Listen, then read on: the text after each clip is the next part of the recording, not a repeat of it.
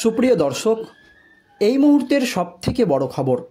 দর্শক, কাশ্মীরের পাহেলগামের মামলায় এবার ঐতিহাসিক রায় সুপ্রিম কোর্টের প্রধান বিচারপতি জাস্টিস খান্নার নেতৃত্বাধীন ডিভিশন বেঞ্চের। একজন বিশিষ্ট আইনজীবীকে একেবারে তীব্র ভৎসনা করলেন সুপ্রিম কোর্টের বিচারপতিরা এই পাহেলগাঁও মামলা নিয়ে। ঠিক কী হয়েছে দর্শক, জানাবো আজকের এই প্রতিবেদনে আপনাদেরকে। আপনারা জানেন, কাশ্মীরের পাহেলগামে এই জঙ্গি হামলার ঘটনায় প্রায় ২৬ জন ভারতীয় পর্যটকের মৃত্যু হয়েছে। তারপর থেকেই ক্ষোভে ফুঁসছে গোটা দেশ। সকল ভারতবাসীর একটাই দাবি, পাকিস্তানের বিরুদ্ধে পাল্টা প্রত্যাঘাত চাই। জঙ্গি রাষ্ট্র পাকিস্তানকে একেবারে নিশ্চিহ্ন করে দিতে হবে, এমনই দাবি ভারতীয়দের। কারণ পাকিস্তানের এই অত্যাচার আর বারবার কিছুতেই সহ্য করা যাচ্ছে না। আর পাহেলগামের এই ঘটনার পর কেন্দ্রের নরেন্দ্র মোদী সরকার ইতিমধ্যেই পাকিস্তানের বিরুদ্ধে একাধিক কূটনৈতিক পদক্ষেপ নিয়েছে, যার জেরে কার্যত একেবারে দিশেহারা অবস্থা পাকিস্তানের।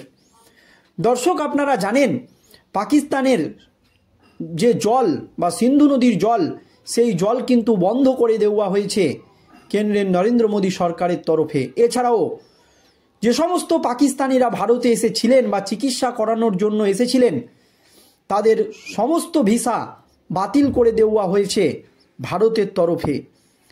এছাড়াও ৩ বাহিনীর প্রধানকে একেবারে খোলা পাওয়ার দিয়েছে কেন্দ্রের নরেন্দ্র মোদী সরকার, যে তারা চাইলেই যে কোনো সময়ে যে কোনো মুহূর্তে পাকিস্তানের বিরুদ্ধে কঠোর পদক্ষেপ নিতে পারে বা পাকিস্তানের বিরুদ্ধে একেবারে কড়া আঘাত আনতে খোলা পাওয়ার দেওয়া হয়েছে ভারতের ৩ বাহিনীর প্রধানকে।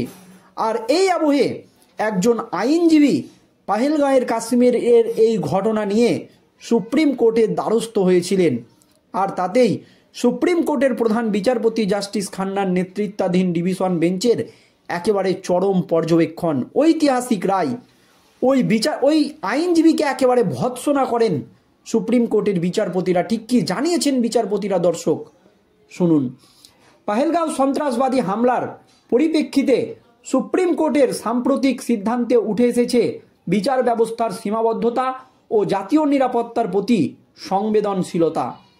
গত ২২শে এপ্রিল কাশ্মীরের বৈশরণ উপত্যকায় নৃশংস জঙ্গি হামলার ঘটনায় বিচার বিভাগীয় তদন্ত চেয়ে সুপ্রিম কোর্টের দ্বারস্থ হয়েছিল কাশ্মীরেরই ৩ ব্যক্তি। আর তারা দ্বারস্থ হতেই তাদেরকে একেবারে বা কাশ্মীরের ওই বাসিন্দাদেরকে একেবারে ভৎসনা করেছেন সুপ্রিম কোর্টের বিচারপতিরা। পাকিস্তান ভিত্তিক জঙ্গি গোষ্ঠী লস্করে তৈয়বার হামলার তদন্তের জন্য বিচারিক কমিশন গঠনের আবেদন করা হয়েছিল। বৃহস্পতিবার তাদের আবেদনের শুনানি হওয়ার কথা থাকলেও শীর্ষ আদালত তাদের আবেদন শুনল না। আদালত সাফ জানায়, এই মুহূর্তে বিচার বিভাগীয় তদন্ত হলে সেনার মনোবল আঘাতপ্রাপ্ত হবে। এই মুহূর্তে নিরাপত্তা বাহিনীর মনোবলে আঘাত করা উচিত নয়, পরিষ্কার জানিয়ে দেওয়া হলো সুপ্রিম কোর্টের তরফ থেকে ওই কাশ্মীরি নাগরিকদের। সুপ্রিম কোর্টের প্রধান বিচারপতি জাস্টিস খান্না এবং সূর্যকান্তর বেঞ্চ মামলাকারীর আইনজীবী বিনীত ধান্ডাকে তীব্র সমালোচনা করেছেন। বিচারপতি সূর্যকান্ত বলেন, আপনারা দেশপ্রেমের দায়িত্ব পালন করছেন তো? এই সংকটের সময়ে প্রতিটি ভারতীয় সন্ত্রাসবাদের বিরুদ্ধে একত্রিত হয়েছে, বাহিনীকে অবমূল্যায়ন করবেন না। আদালত আরও বলেন, আমরা তদন্তের জন্য বিশেষজ্ঞ নয়, আমাদের কাজ বিরোধ নিষ্পত্তি করা। মামলাকারীর অতীত ও আদালতের সতর্কতা। বিনীত ধান্ডা অতীতে বিভিন্ন মামলায় জনস্বার্থ মামলা দায়ের করে আলোচিত হয়েছেন। আদালত তার অতীত এর রেকর্ডের ভিত্তিতে সতর্কতা প্রকাশ করেছে। বিশেষ করে যখন তিনি অবসরপ্রাপ্ত বিচারপতিকে তদন্তের দায়িত্ব দিতে চেয়েছিলেন, আদালত স্পষ্ট করে দিয়েছে যে বিচারপতিরা তদন্তকারী সংস্থা নন, তাদের কাজ বিচার করা। কাশ্মীরের ছাত্রদের নিরাপত্তা ও আদালতের নির্দেশনা। ওই মামলায় কাশ্মীর ছাত্রদের নিরাপত্তা নিশ্চিত করার আবেদন করেছিল। আদালত মামলাকারীকে উপযুক্ত হাইকোর্টে যাওয়ার পরামর্শ দিয়েছে, কারণ এটি রাজ্য সরকারের বিষয় এবং সেখানেই যথাযথ পদক্ষেপ নেওয়া যেতে পারে। জাতীয় নিরাপত্তা ও বিচার ব্যবস্থার সীমাবদ্ধতা, এই সিদ্ধান্তটি বিচার ব্যবস্থার সীমাবদ্ধতা ও জাতীয় নিরাপত্তার প্রতি সংবেদনশীলতার প্রতিফলন। আদালত স্পষ্ট করে দিয়েছে যে সেনাবাহিনী ও গোয়েন্দা সংস্থাগুলির কাজের ক্ষেত্রে আদালতের হস্তক্ষেপ সীমিত। জাতীয় নিরাপত্তা সংক্রান্ত বিষয়গুলি সরকারের ক্ষেত্রে এবং আদালতের উচিত সেখানে হস্তক্ষেপ না করা। এই সিদ্ধান্তটি বিচার ব্যবস্থার স্বাধীনতা ও সরকারের কার্যক্রমের মধ্যে সঠিক ভারসাম্য রক্ষার গুরুত্বকে তুলে ধরে। জাতীয় নিরাপত্তা সংক্রান্ত বিষয়ে আদালতের হস্তক্ষেপের ক্ষেত্রে সতর্কতা অবলম্বন করা প্রয়োজন, যাতে বিচার ব্যবস্থার মর্যাদা ও সরকারের কার্যক্রমের মধ্যে সুসম্পর্ক বজায় থাকে। সর্বোপরি সুপ্রিম কোর্টের এই সিদ্ধান্তটি বিচার ব্যবস্থার সীমাবদ্ধতা ও জাতীয় নিরাপত্তার প্রতি সংবেদনশীলতার প্রতিফলন। এটি আদালতের দায়িত্ব এবং সরকারের কাজের মধ্যে সুসম্পর্কে বজায় রাখার গুরুত্বকে তুলে ধরে। কিন্তু ওই আইনজীবীকে একেবারে তীব্র ভৎসনা করেছে সুপ্রিম কোর্ট। পাহেলগাঁও হত্যাকাণ্ডের বিচার বিভাগীয় তদন্তের আর্জি সরাসরি খারিজ করে দেওয়া হয় সুপ্রিম কোর্টের তরফে।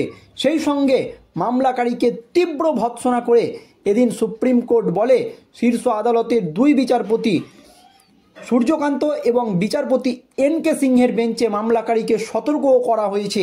এই পরিস্থিতিতে যেন সশস্ত্র বাহিনীর মনোবল একেবারেই ভাঙা না হয়। বেঞ্চ একেবারে স্পষ্ট জানায়, দয়া করে আপনারা দায়িত্বশীল হন। এটি একটি গুরুত্বপূর্ণ মুহূর্ত, যখন প্রত্যেক ভারতীয় হাতে হাত ধরে সন্ত্রাসের বিরুদ্ধে লড়াই করছে। বাহিনীর মনোবলে আপনারা আঘাত করবেন না। বিষয়টির সংবেদনশীলতা দিয়ে আপনারা দেখুন। প্রসঙ্গত মামলাকারী আদালতের আবেদন করেন পাহেলগাম হত্যাকাণ্ডের অবসরপ্রাপ্ত কোনো বিচারপতির নেতৃত্বে গঠিত বিচার বিভাগীয় কমিশনের মাধ্যমে যাতে তদন্ত করা হয়। বিষয়টি নিয়ে ক্ষোভ প্রকাশ করে দেশের শীর্ষ আদালত।